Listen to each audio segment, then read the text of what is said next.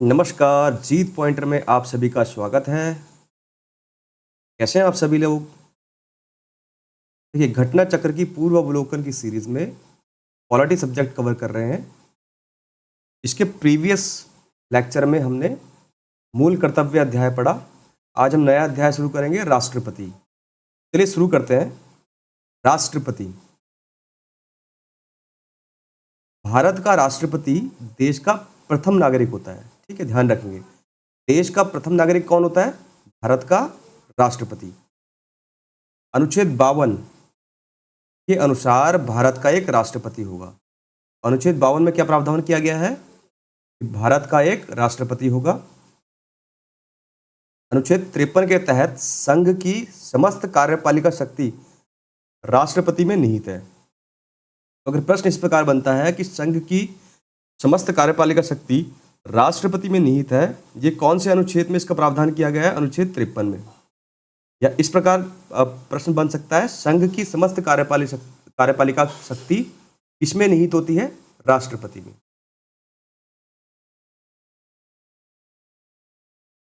आगे देखेंगे। इस शक्ति का प्रयोग वह संविधान के अनुसार स्वयं या अपने अधीनस्थ अधिकारियों द्वारा करेगा। इस शक्ति का प्रयोग कैसे करते हैं राष्ट्रपति? संविधान के अनुसार या फिर स्वयं या अपने अधीनस्थ जो अधिकारी हैं उनके द्वारा।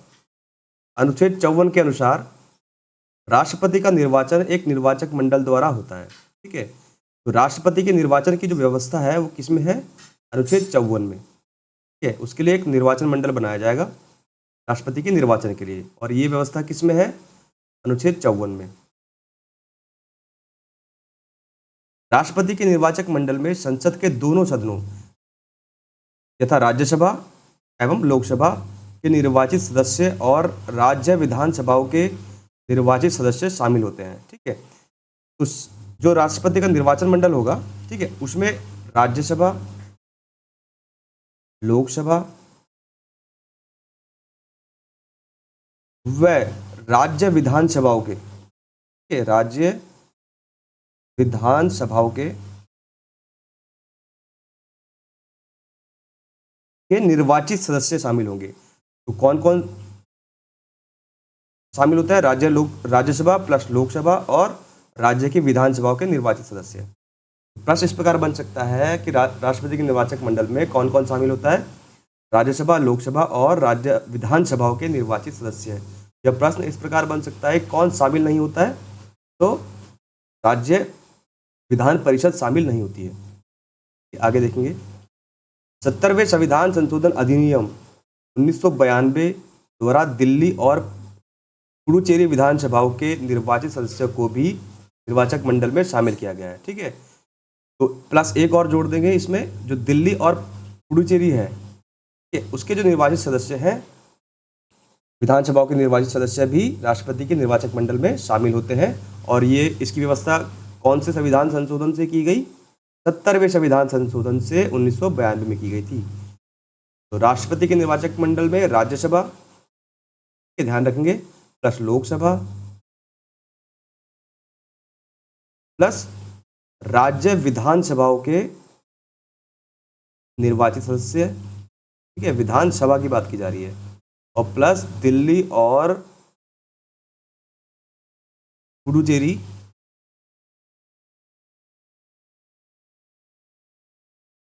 की विधानसभाओं के निर्वाचित सदस्य। तो ये चार जो है शामिल होते हैं, ध्यान रखेंगे। आगे देखेंगे।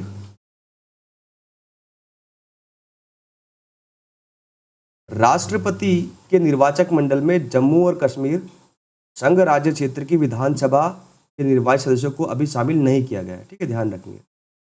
जम्मू और कश्मीर जो संघ राज्य क्षेत्र बनाए गए हैं उसकी विधानसभाओं के निर्वाचित सदस्यों को अभी शामिल नहीं किया गया है। हालांकि जम्मू और कश्मीर राज्य के रूप में उसकी विधानसभा के निर्वाचित सदस्य निर्वाचक मंडल में शामिल थे। जब राज्य के रूप में था जम्मू कश्मीर तब शामिल थे, लेकिन अब जो है संघ शासित क्षेत्र बन गया है जम्मू कश्मीर, तो अभी शामिल नहीं किया गया है। राष्ट्रपति के चुनाव में मनोनीत सदस्य एवं विधान परिषद के सदस्य भाग नहीं लेते। ध्यान रखेंगे, कौन भाग नहीं लेता? मनोनीत सदस्य, जो राष्ट्रपति के द्वारा मनोनीत सदस्य राज्यसभा में किए जाते हैं 12 सदस्य, वो शामिल नहीं होते, और विधान परिषद के सदस्य वो जो है शामिल नहीं होते हैं, उसमें भाग नहीं लेते हैं। अनुच्छेद 55(3) के अनुसार राष्ट्रपति का चुनाव आनुपातिक प्रतिनिधित्व के अनुसार अनुसार होता है। ध्यान रखेंगे कि राष्ट्रपति का जो चुनाव होता है वो कैसा होता है? अनुपातिक प्रतिनिधित्व के अनुसार किया जाता है और एकल संक्रमणीय मत और गुप्त मतदान द्वारा किया जाता है। यानी कि जो निर्वाचन की प्रणाली है राष्ट्रपति की, वो कैसी होगी? अनुपातिक प्रतिनिधित्व के अनुसार होगी और एकल संक्रमणीय मत प्रणाली और गुप्त मतदान द्वारा होगी। ये इसे ध्यान रखेंगे, ठीक है। और इसकी व्यवस्था किसमें की गई है? 55(3) में, अनुच्छेद 55(3) में।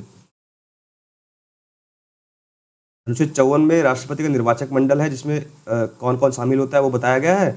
और 55(3) में जो निर्वाचन होता है उसकी प्रणाली बताई गई है, ठीक है। ध्यान रखेंगे। आगे देखते हैं। राष्ट्रपति चुनाव से संबंधित सभी विवादों की जांच व फैसले उच्चतम न्यायालय में होते हैं, ठीक है। तो राष्ट्रपति चुनाव के संबंध में जो भी विवाद होंगे उनकी जांच और फैसले कहाँ होते हैं? उच्चतम न्यायालय में, ठीक है। ये ध्यान रखेंगे। और उसका फैसला अंतिम होता है, जो उच्चतम न्यायालय द्वारा फैसला किया जाएगा वो अंतिम होगा। राष्ट्रपति के चुनाव को इस आधार पर चुनौती नहीं दी जा सकती कि निर्वाचक मंडल अपूर्ण है। और कभी भी राष्ट्रपति के चुनाव को इस आधार पर चुनौती नहीं दी जा सकती कि निर्वाचक मंडल अभी अपूर्ण है। अनुच्छेद 58 में राष्ट्रपति निर्वाचित होने के लिए अहर्ताएं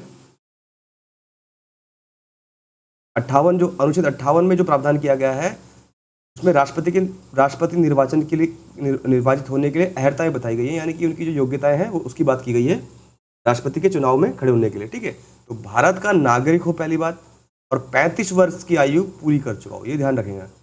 35 वर्ष की आयु पूरी कर चुका हो और लोकसभा का सदस्य निर्वाचित होने की योग्यता रखता हो। तो ये विशेष अहर्ताएं हैं, योग्यताएं हैं। पहला, भारत का नागरिक हो। दूसरा, 35 वर्ष की आयु पूरी कर चुका हो और लोकसभा का सदस्य निर्वाचित होने की उसकी योग्यता हो। आगे देखेंगे। राष्ट्रपति के चुनाव में नामांकन के लिए उम्मीदवार के कम से कम 50 प्रस्तावक व 50 अनुमोदक होने चाहिए, ठीक है। अगर राष्ट्रपति के चुनाव के लिए नामांकन करना है तो उसके लिए कम से कम कितने प्रस्तावक और कितने अनुमोदक होने चाहिए? 50-50, ध्यान रखेंगे। 50 प्रस्तावक और 50 अनुमोदक होने चाहिए राष्ट्रपति के चुनाव में नामांकन के लिए। आगे देखेंगे।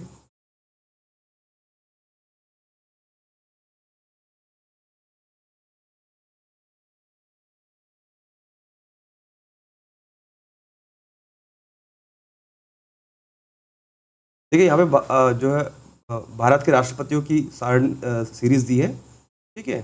एक बार देख लेते हैं।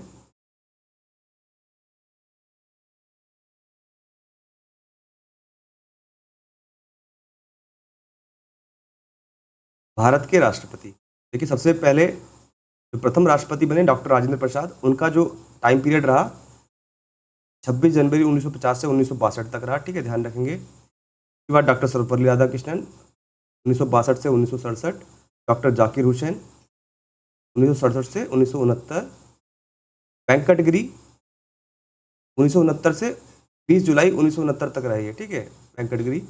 न्यायमूर्ति मोहम्मद दायतुल्ला, ये कार्यवाहक रहे। तो अगर प्रश्न आता है कि पहले कार्यवाहक राष्ट्रपति कौन थे, तो वीवी गिरी थे, ये ध्यान रखेंगे। पहले कार्यवाहक राष्ट्रपति कौन थे? वीवी गिरी, ठीक है। दूसरे मोहम्मद दायतुल्ला, या फिर ये बोल सकते हैं कि पहले मुस्लिम कार्यवाहक राष्ट्रपति कौन थे? हिदायतुल्ला। यह प्रश्न इस प्रकार आता है, प्रथम मुस्लिम राष्ट्रपति कौन थे? हिदायतुल्ला। उसके बाद फिर वेंकटगिरी बने, ठीक है। फिर फखरुद्दीन अली अहमद, बी.डी. जत्ती, नीलम संजीव रेड्डी, ज्ञानी जैल सिंह, वेंकटरमन, शंकर दयाल शर्मा, के.आर. नारायण, एपीजे अब्दुल कलाम, ठीक है, प्रतिभा पाटिल, प्रणब मुखर्जी और रामनाथ कोविंद, ठीक है। ये सीरीज देख लेना, आगे देखेंगे।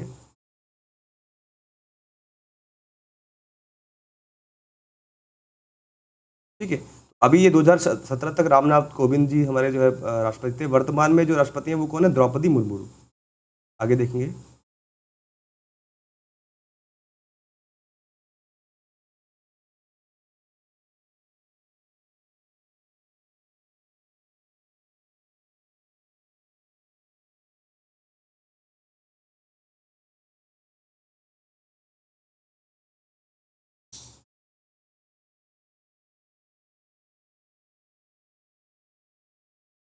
ठीक है, देखिए जमानत राशि के रूप में 15,000 रुपये जमा करना होता है। तो राष्ट्रपति के लिए अगर नामांकन करना है या चुनाव में भाग लेना है तो उसके लिए जमानत राशि कितनी जमा करानी होती है? 15,000 रुपये। यदि उम्मीदवार कुल डाले गए मतों का 1/6 भाग प्राप्त करने में असमर्थ रहता है तो उसकी जमानत राशि जब्त कर ली जाती है। अनुच्छेद 56 में क्या कहा गया है देख लेते हैं। राष्ट्रपति की पदावधि, तो राष्ट्रपति का जो कार्यकाल है वो किस में है? अनुच्छेद 56 में है, जो कि 5 वर्ष तक का होता है। अनुच्छेद 56(1) के अनुसार भारत का राष्ट्रपति अपना त्यागपत्र किसको देगा? उपराष्ट्रपति को अपना त्यागपत्र संबोधित करता है या देता है। ठीक है, ध्यान रखेंगे किसमें? 56 क्या में। आगे देखेंगे,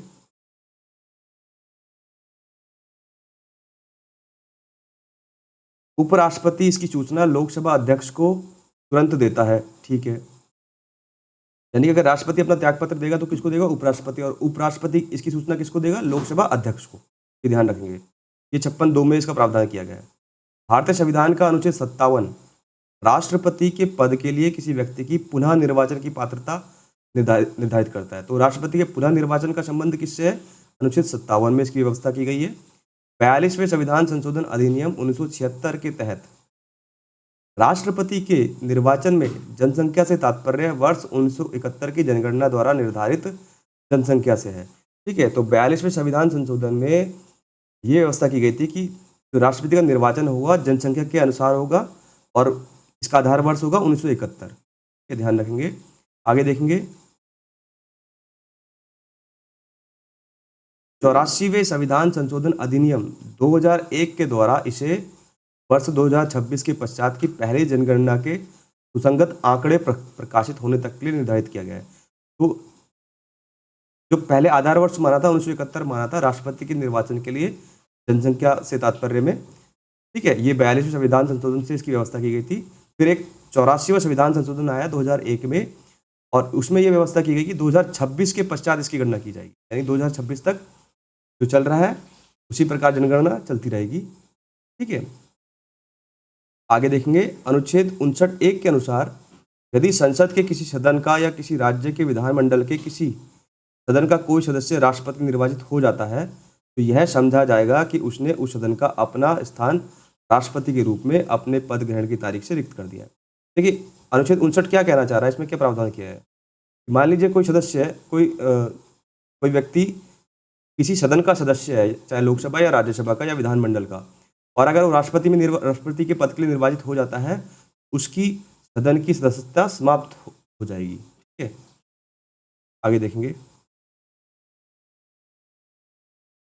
अनुच्छेद 60 में राष्ट्रपति द्वारा शपथ या प्रतिज्ञान का प्रारूप वर्णित है। अनुच्छेद 60 में राष्ट्रपति के शपथ का प्रावधान किया गया है, ये ध्यान रखें। अनुच्छेद 60 में क्या है? शपथ।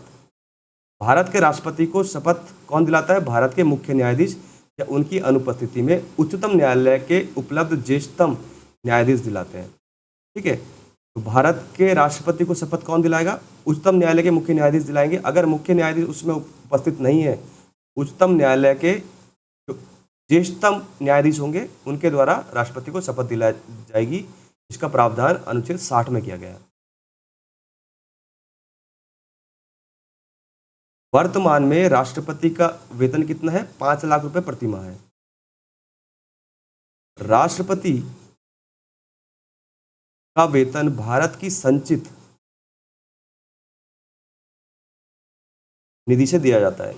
बहुत महत्वपूर्ण प्रश्न है। जो भारत का राष्ट्रपति का वेतन है वो कहाँ से दिया जाता है? भारत की संचित निधि से दिया जाता है। ठीक है, ध्यान रखेंगे,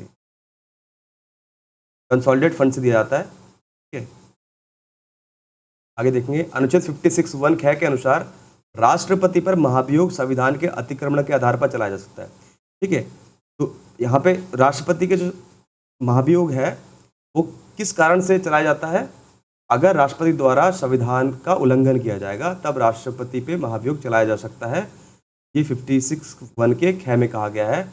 और अनुच्छेद 61 में राष्ट्रपति पर महाभियोग की प्रक्रिया यानी इम्पीचमेंट की व्यवस्था की गई है। तो अगर प्रश्न आता है कि राष्ट्रपति पर महाभियोग की प्रक्रिया कौन से अनुच्छेद में? अनुच्छेद 61 में। और किस आधार पर महाभियोग चलाया जा सकता है? संविधान के अतिक्रमण के आधार पर। अनुच्छेद 61(2) के अनुसार महाभियोग का आरोप तब तक नहीं लगाया जाएगा जब तक कि ऐसा आरोप लगाने की प्रस्थापना किसी ऐसे संकल्प में अंतर्विष्ट नहीं है जो कम से कम 14 दिन की ऐसी लिखित सूचना को दिए जाने के पश्चात प्रस्तावित किया गया हो। सीधे कहने का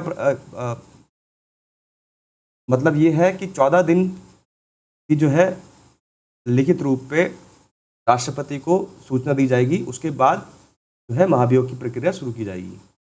इस प्रकार 14 दिन की अग्रिम सूचना के साथ संकल्प पर सदन की कुल सदस्य संख्या के कम से कम 1/4 सदस्यों के हस्ताक्षर भी होने चाहिए। ठीक है, 14 दिन पहले सूचना दी जाएगी और उस सूचना में कम से कम 1/4 सदस्य के हस्ताक्षर होने जरूरी है, यानी 1/4 सदस्य के हस्ताक्षर होने जरूरी हैं।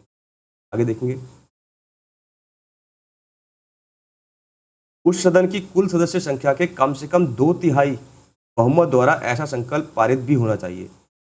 पहले अगर महाभियोग चलाना है राष्ट्रपति पर, 14 दिन पहले जो है लिखित सूचना दी जाएगी जिसमें 1/4 सदस्य के हस्ताक्षर होंगे। ठीक है, 14 दिन के बाद जो है प्रक्रिया शुरू हो जाएगी और इसको पारित करने के लिए सदन के कम से कम 2/3 सदस्यों के हस्ताक्षर होने जरूरी है, ध्यान रखेंगे। तो सूचना देने के लिए एक बटे 4 सदस्य यानी 1/4 सदस्य के हस्ताक्षर होने जरूरी हैं और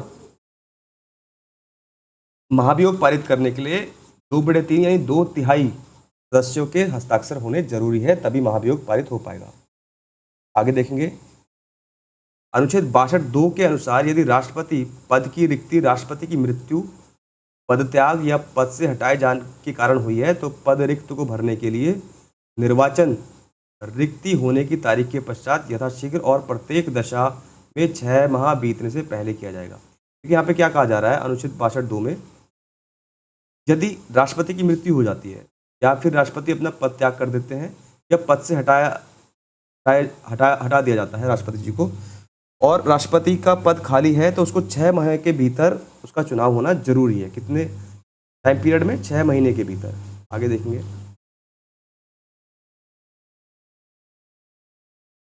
यदि मृत्यु, त्यागपत्र अथवा हटाए जाने की स्थिति में राष्ट्रपति का पद रिक्त हो तो पद का कार्यभार उपराष्ट्रपति संभालेगा। ठीक है, अगर राष्ट्रपति अपने पद पर अनुपस्थित है तो उसका उपभार कौन संभालते हैं? उपराष्ट्रपति।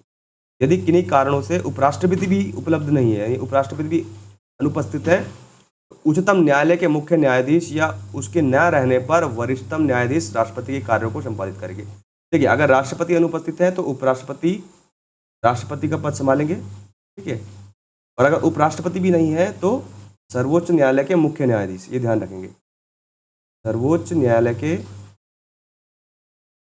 मुख्य न्यायाधीश द्वारा राष्ट्रपति के कार्यों को किया जाएगा। और अगर सर्वोच्च न्यायालय भी अनुपस्थित है तो उच्चतम न्यायालय में जो वरिष्ठतम न्यायाधीश है उनके द्वारा राष्ट्रपति के कार्यों को का संचालन किया जाएगा। आगे देखेंगे,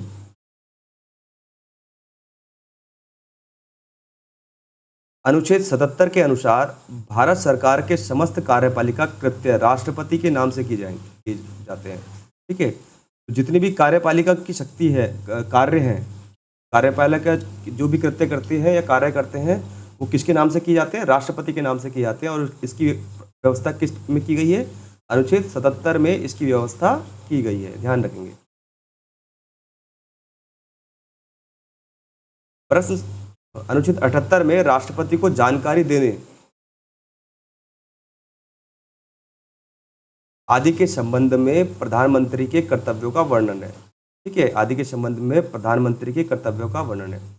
तो अनुच्छेद 78 में ये प्रावधान किया गया है कि प्रधानमंत्री का कर्तव्य होगा कि वो राष्ट्रपति को जानकारी दे या सूचना दे। कौन से अनुच्छेद में? अनुच्छेद 78 में। अनुच्छेद 86 में संसद के सदनों में अभिभाषण का और उनको संदेश भेजने का राष्ट्रपति का अधिकार वर्णित है। तो राष्ट्रपति का जो अभिभाषण का अधिकार है वो किसमें है? अनुच्छेद 86 में, ध्यान रखेंगे, बहुत इंपॉर्टेंट है। संसद के सदनों में अभिभाषण का जो अधिकार है राष्ट्रपति जी का वो किसमें? अनुच्छेद 86 में। अनुच्छेद 87(1) के अनुसार राष्ट्रपति लोकसभा के लिए प्रत्येक आम चुनाव के बाद प्रथम सत्र के आरंभ में और प्रत्येक वर्ष के प्रथम सत्र के आरंभ में एक साथ संवेद संसद के दोनों सदनों में अभिभाषण करता है। वही बता रहे हैं कि अगर संसद का सत्र शुरू होता है तो प्रारंभ में अभिभाषण कौन करेंगे? राष्ट्रपति करेंगे। प्रत्येक सत्र के प्रारंभ में। आगे देखेंगे, अनुच्छेद 108 के तहत राष्ट्रपति कुछ दशाओं में संसद के दोनों सदनों का संयुक्त अधिवेशन बुला सकते हैं। ये बहुत महत्वपूर्ण है कि संसद के संयुक्त अधिवेशन का प्रावधान कौन से अनुच्छेद में, 108 में है। ठीक है, ध्यान रखेंगे। लोकसभा और राज्यसभा को मिलाकर जो संयुक्त अधिवेशन बुलाया जाएगा उसका प्रावधान किसमें किया गया है, अनुच्छेद 8 में। और उसकी अध्यक्षता कौन करेंगे, उसको बुलाएगा कौन, अध्यक्षता तो लोकसभा करेंगे, लेकिन संयुक्त अधिवेशन कौन बुलाएगा, राष्ट्रपति के पास ही शक्ति है, ध्यान रखेंगे। अनुच्छेद 111 के अंतर्गत प्रावधान है कि राष्ट्रपति संसद के दोनों सदनों द्वारा पारित विधेयक पर स्वीकृति प्रदान करेगा या अपनी स्वीकृति रोक लेगा, अथवा विधेयक धन विधेयक के अलावा को पुनर्विचार हेतु सदन को लौट सकेगा। देखो अनुच्छेद 11 में क्या प्रावधान किया गया, 111 में राष्ट्रपति जो है संसद के दोनों सदनों द्वारा अगर पारित कोई, दोनों सदनों से, लोकसभा और राज्यसभा से कोई विधेयक पारित हो चुका है, उसके बाद फिर राष्ट्रपति जी के पास आएगा और राष्ट्रपति जी के पास ये शक्ति है, अनुच्छेद 11 ये शक्ति देता है कि उस विधेयक को पारित कर दे, यानी स्वीकृत कर दे, या अपने पास रोक ले। ठीक है, या फिर पुनर्विचार के लिए उसको भेज दे, और पुनर्विचार के लिए तभी भेजा जाएगा जब धन विधेयक ना हो, ये ध्यान रखेंगे।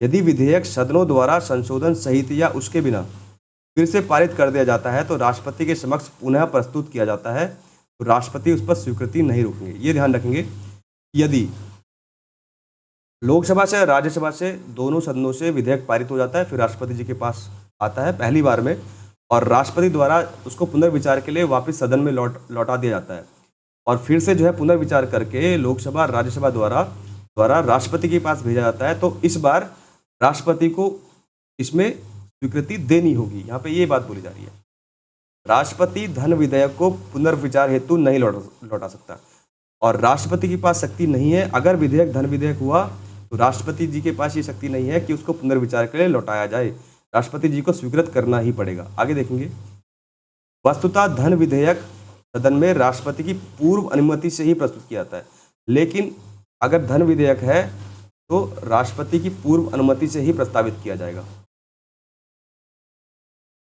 आगे देखेंगे, राष्ट्रपति की स्वीकृति के बाद विधेयक कानून बनता है। ठीक है, हाँ बिल्कुल, कोई भी विधेयक जो है कानून कब बनेगा, जब उसमें राष्ट्रपति जी के हस्ताक्षर हो जाएंगे, राष्ट्रपति जी द्वारा स्वीकृति दे दी जाएगी। अनुच्छेद 123 के तहत राष्ट्रपति के अध्यादेश जारी करने की शक्ति का प्रदान की गई है। तो राष्ट्रपति जी की अध्यादेश जारी करने की शक्ति कौन से अनुच्छेद में, 123 में। यदि किसी कारणवश लोकसभा या राज्यसभा का सदन नहीं चल रहा है, सत्र नहीं चल रहा है, तो कोई कानून जो महत्वपूर्ण कानून है, विधेयक है, वो पारित करना है, तो राष्ट्रपति जी के पास शक्ति है, वो अध्यादेश जारी करके कानून को पारित कर सकते हैं, लेकिन ये कानून जो है पारित होने के 6 महीने तक ही रहता है। ठीक है, और इसका प्रावधान किसमें किया गया है, अनुच्छेद 123 में किया गया है। अनुच्छेद 72 के तहत भारत के राष्ट्रपति को क्षमादान की शक्ति प्रदान की गई है। ठीक है, तो राष्ट्रपति के क्षमादान की शक्ति कौन से अनुच्छेद में, अनुच्छेद 72 में है। आगे देखेंगे, अनुच्छेद 143 के तहत राष्ट्रपति को उच्चतम न्यायालय से परामर्श का अधिकार दिया गया है।